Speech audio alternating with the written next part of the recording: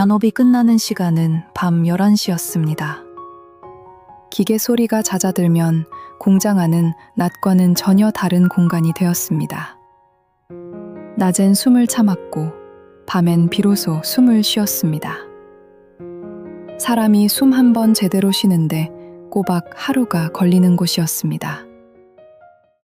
여자들이 하나둘 기숙사로 돌아가기 시작했습니다. 야, 박명숙, 또 남을 거야? 자다가 죽어. 네가 자다 죽으면 내일 내 잔업 분량까지 네 귀신이 다 해야 하니까 그런 줄 알아? 나는 단어장을 들고 북도로 나왔습니다. 기숙사 세면장 앞 백열등 아래였습니다. 방 안에서 켜면 언니들 잠을 깨웠습니다. 거기가 4살이었습니다. 쪼그려 앉았습니다. 단어장을 펼쳤습니다. 연필을 잡았습니다. 사과. 한 글자 쓰고 잠깐 봤습니다. 사과. 또 한 글자 쓰고 또 잠깐 봤습니다. 애플. 서울에 와서 진짜 사과를 본 지가 언제인지 기억도 안 났습니다. 종이 위의 사과는 달지도 않은데 자꾸만 침이 고였습니다. 그때 구둣발 소리가 들렸습니다.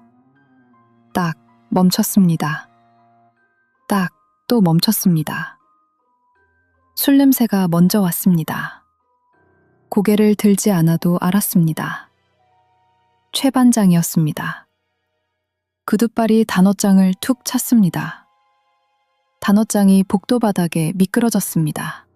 박명숙, 너는 이 공장이 아주 네 서당인 줄 알지? 목소리가 낮았습니다. 낮은 목소리가 더 나빴습니다. 기계 반장이 챙겨주니까 네 팔자가 아주 고귀해진 것 같아? 너 같은 년들 내가 한둘 본 줄 알아? 펜대 굴린다고 네 손톱 밑에 낀 기름때 안 지워져. 멈췄다가 다시 말했습니다.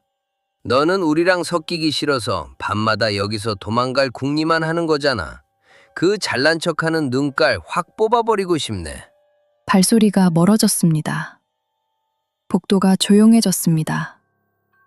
나는 바닥에 쪼그려 앉은 채로 단어장을 집었습니다. 먼지를 털었습니다.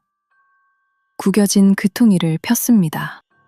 그의 분노는 나를 향한 것이 아니었습니다. 평생 기계 소리에 청춘을 다 바치고도 자기 이름 석자 외엔 적을 줄 모르는 생애에 대한 저주였습니다. 그는 내 단어장에서 영어를 읽은 게 아니라 자신이 영영 가질 수 없는 것들을 읽었습니다. 그래서 부숴야 했겠지요. 나는 그걸 알면서도 억울했습니다. 복도 끝에서 발소리가 멈춘 것을 느꼈습니다. 고개를 들지 않았습니다. 그래도 알았습니다. 철수 씨였습니다. 야간 점검을 돌다 멈춘 것이었습니다. 얼마나 서 있었는지 몰랐습니다. 오래였습니다. 그러다 발소리가 다시 멀어졌습니다. 아무 말도 없었습니다. 나도 아무 말도 하지 않았습니다. 단어장을 들고 기숙사 방으로 들어왔습니다. 순자 언니가 봉투를 들고 있었습니다. 내 편지였습니다. 동생 정우가 보낸 것이었습니다. 순자 언니가 먼저 집어들고 침을 묻혀 뜯고 있었습니다. 야, 박명숙! 그거 제 편지예요, 언니. 알아, 내가 읽어줄게. 너 이거 혼자 읽으면 또 코 풀잖아. 반박할 수가 없었습니다. 순자 언니가 편지지를 펼쳤습니다. 눈을 찡그렸습니다. 야, 이 자식, 글씨 봐라. 진짜 보통 내기가 아니네? 뭔 글자가 이렇게 어려워? 너네 집안은 다 박사 집안이냐? 사랑하는 누나에게 벌써 백로가 지났대. 언니가 멈췄습니다. 백로가 뭐냐? 백로가 새 이름이냐? 외가리 사촌이냐? 하여튼 공부 잘하는 놈들은 편지도 절기로 시작하냐? 순자 언니가 혀를 찼습니다. 그리고 다시 읽어내려갔습니다. 벌써 백로가 지나 들판에 이슬이 맺히고 찬바람이 부는 걸 보니 누나 있는 대처 날씨는 어떠한지 무척 궁금하네. 이번에도 엄마가 누나한테 꼭 전해달라는 소식들이 너무 많아서 종이가 모자랄 정도야. 먼저 집안 소식부터 전할게. 베트남의 뜨거운 정글에서 나라를 위해 싸우셨던 우리 아버지. 누나도 알다시피 돌아오신 뒤로 오래 힘드셨잖아. 밤마다 소리를 지르시고 낮에는 말씀이 없으시고 방문을 잠그고 며칠씩 안 나오실 때도 있었지. 우리가 말을 걸면 먼 곳을 보시다가 그냥 돌아 누우시곤 했잖아. 나는 그때 어려서 몰랐는데 지금 생각하면 아버지가 얼마나 무거운 짐을 혼자 지고 계셨는지 알 것 같아. 누나는 그걸 알면서 곁을 지켰던 거잖아. 근데 누나, 요즘은 달라지셨어. 누나가 보내준 약값 덕분인지 아니면 시간이 약인지 요즘은 지팡이를 짚고 마당 감나무 밑까지 나오셔서 한참을 앉아 계시곤 해. 어제는 내가 학교 갔다 오는 걸 보시고 손을 드셨어. 말씀은 없으셨지만 분명히 손을 드셨어. 나 그거 보고 얼른 고개를 숙였어. 눈물을 보이면 안 될 것 같아서 말이야.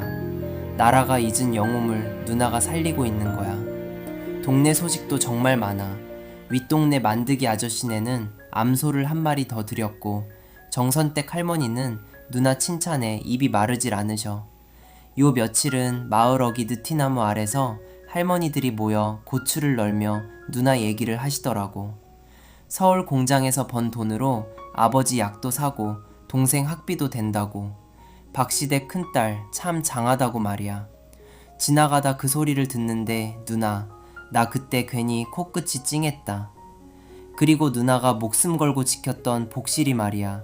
이번에 새끼를 5마리나 낳았어. 그놈들을 보고 있으니 예전 생각이 나더라.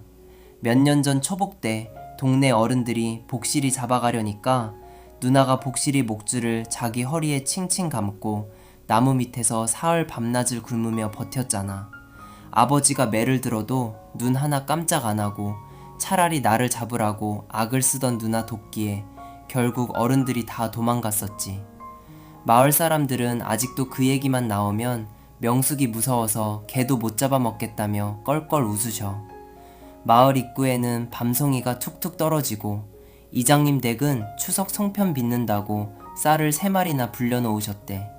누나, 나 이번에도 전교 1등 했어. 솔직히 난 누나만큼 똑똑하진 못하잖아. 어릴 때 정전되던 밤마다 호롱불 아래서 누나가 내 단어장 봐주던 거 기억나? 그때 벽에 비친 누나 그림자는 나한테 세상에서 가장 든든한 선생님이었어. 누나, 내 걱정은 말고 누나 꿈도 꼭 잃지 마. 내가 꼭 검사가 되어서 누나 호강시켜줄게. 고향에서 정호가 복실이. 이제 우리 집 개가 된 복실이가 떠올랐습니다. 초복이었습니다. 햇볕이 뜨거웠고 마당 감나무 그늘조차 좁게 느껴지던 날이었습니다. 동네 어른들이 몰려왔습니다. 복실이를 바라보는 그들의 눈빛은 평소와 달랐습니다. 16살이었지만 그 눈이 무엇을 의미하는지 충분히 알 수 있었습니다.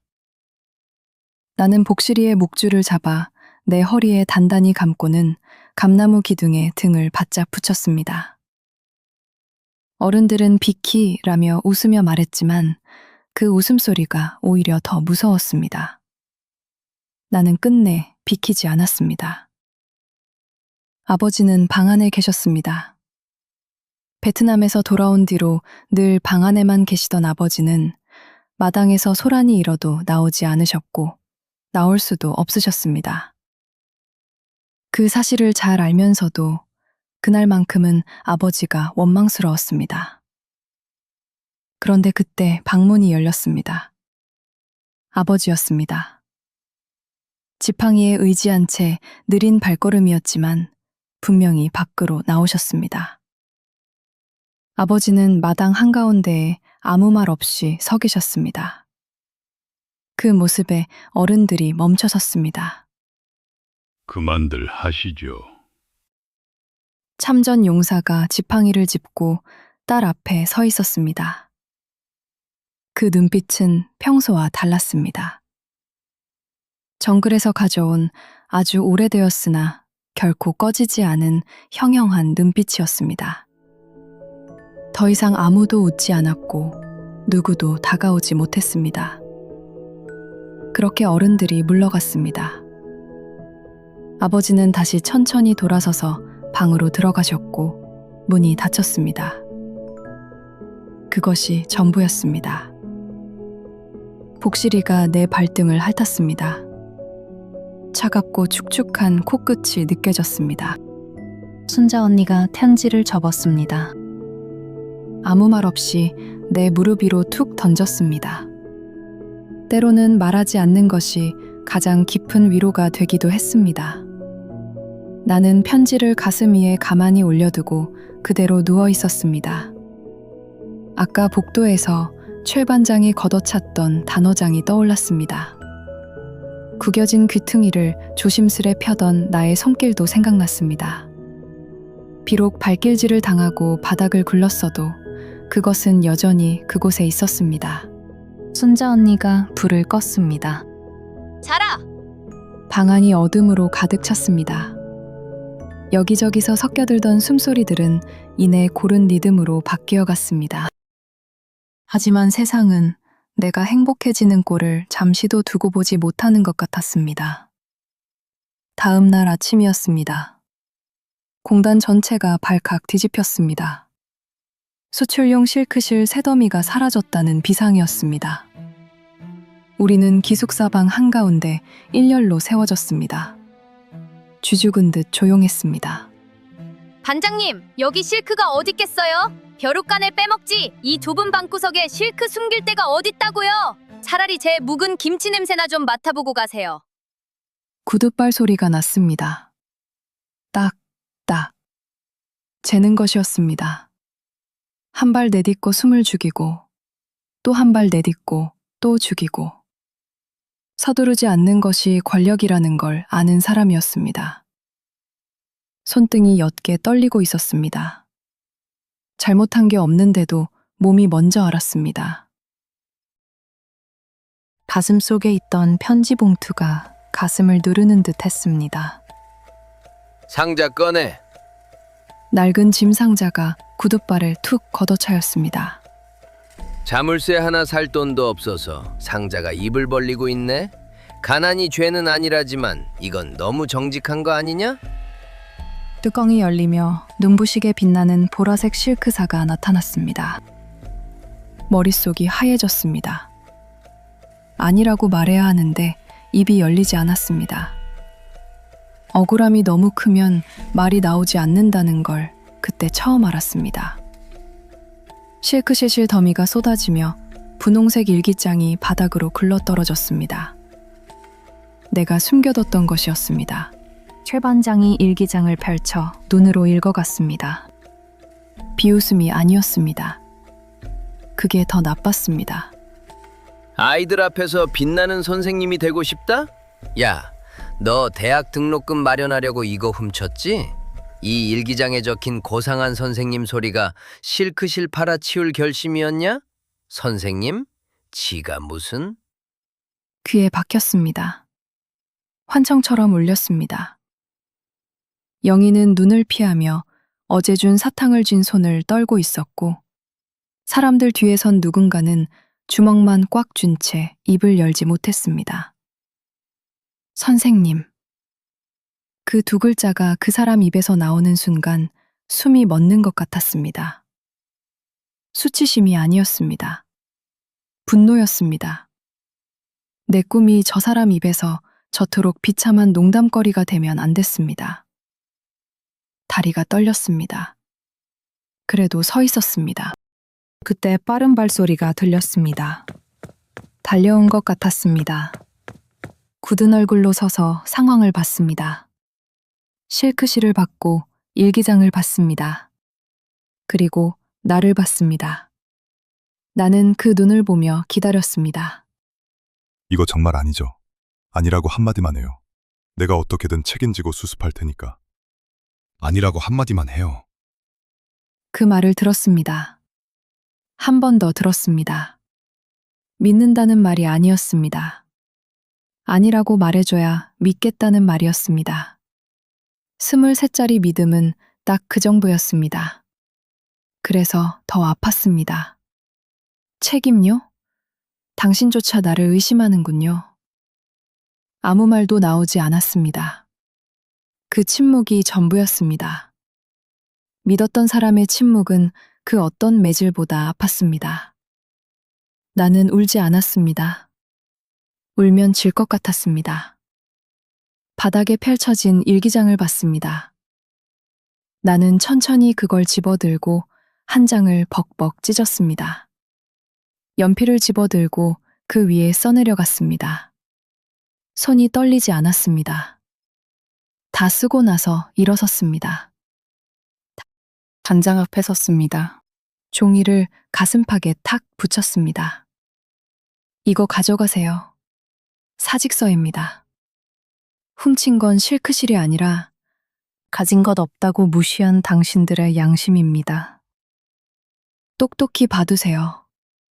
나 이딴 공장 아니어도 기어이 선생님 될 사람이니까요. 그리고 돌아섰습니다. 보따리를 꾸렸습니다.